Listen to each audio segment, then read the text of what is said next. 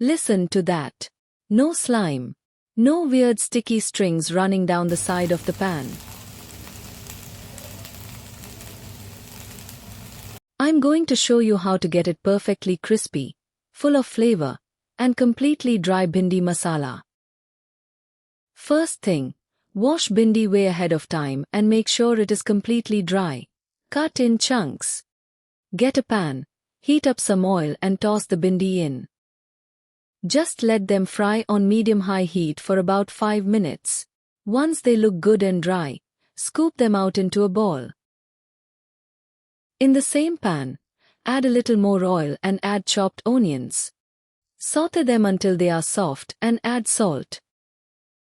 Add ginger garlic paste, turmeric. Add green chili paste and cook them down until they get mushy and you see the oil separating at the edges. Now, add the fried bhindi back into that masala. Just fold it over so the thick masala coats everything. Put a lid on it, turn the heat to low, and leave it for just a minute so the flavors sink in. This is a secret that will give the texture and sweet taste. Add the fresh grated coconut. Close the lid and cook for 2 minutes. And that's it. Look at that. Every piece holds its shape, it's coated in the spices, and there's absolutely zero slime. This looks delicious and the aroma has filled the kitchen. Pair it with hot rotis.